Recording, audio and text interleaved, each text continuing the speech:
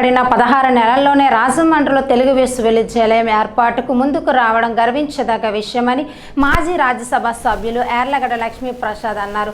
ఈ సందర్భంగా ఏయు హిందీ విభాగంలో మీడియాతో మాట్లాడుతూ తెలుగు భాషా సంస్కృతికి సంబంధించి రాష్ట్ర ప్రభుత్వ పరంగా 2 మంచి ముందడుగులు పడటం అనేటువంటిది చాలా అభినందించదగ్గ విషయం. మొట్టమొదటిది రాజమహేంద్రవరంలో తెలుగు విశ్వవిద్యాలయాన్ని ప్రారంభించాలనేటువంటిది తెలుగువారి యొక్క సుదీర్ఘమైనటువంటి కోరిక.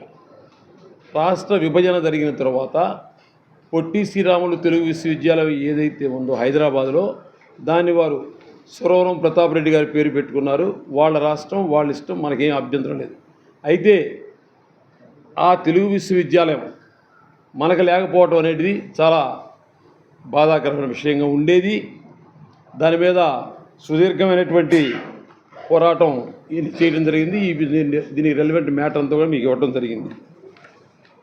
అయితే ఇక్కడ వాస్తవ పరిస్థితి ఏమిటంటే, రాష్ట్ర ప్రభుత్వం నిన్న ఇన్ఛార్జి వైస్ ఛాన్సలర్గా ప్రొఫెసర్ మునిరత్నం నాయుడు గారిని, ఆయన చాలా అనుభవజ్ఞుడు, తరువాత ఈ తెలుగు ప్రాచీన భాషా కేంద్రానికి కూడా చేసి బెంగళూరు, మైసూరు, అదేవిధంగా కేంద్ర ప్రభుత్వం తెలుగు భాషకు సంబంధించి తెలుగు యూనివర్సిటీలో కూడా పనిచేసిన వ్యక్తి, చాలా సత్సంబంధమైన వ్యక్తి. కాబట్టి ఆయన నియమించడం కూడా ప్రభుత్వం చేసిన మంచి పని, చాలా మంచి పనిగా నేను భావిస్తూ, దీనికి సంబంధించినటువంటి చరిత్ర ఏమిటంటే, భాషాపరంగా ఒక విశ్వవిద్యాలయాన్ని స్థాపించడంలో ప్రపంచం మొత్తం మీద 2వ విశ్వవిద్యాలయం తెలుగు విశ్వవిద్యాలయం. ఇది ఎన్టీ రామారావు గారి మానస పుత్రిక. ఆయన కావాలని చెప్పని ముఖ్యమంత్రి అయిన తర్వాత ఈ తెలుగు విశ్వవిద్యాలయాన్ని ప్రారంభించారు.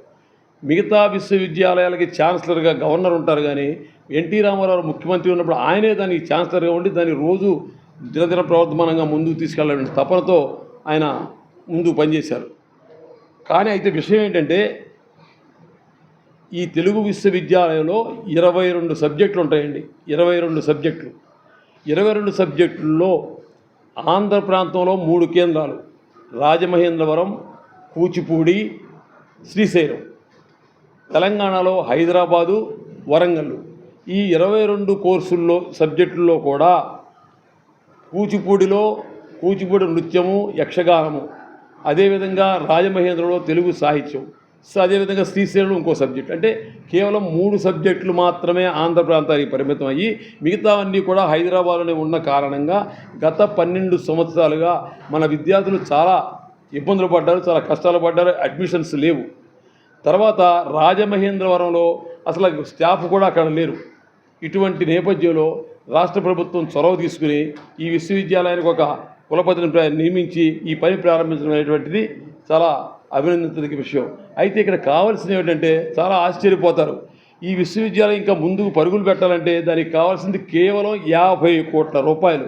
50 కోట్ల రూపాయలు కనుక ఈ రాజమహేంద్రవరంలో ప్రారంభిస్తున్నటువంటి విశ్వవిద్యాలయానికి ఇస్తే, మరలా అప్పుడు తెలంగాణలో ఉన్నటువంటి ఈ పొట్టి సురవరం ప్రతాప్ రెడ్డి తెలుగు విశ్వవిద్యాలయం ఏదైతే ఉందో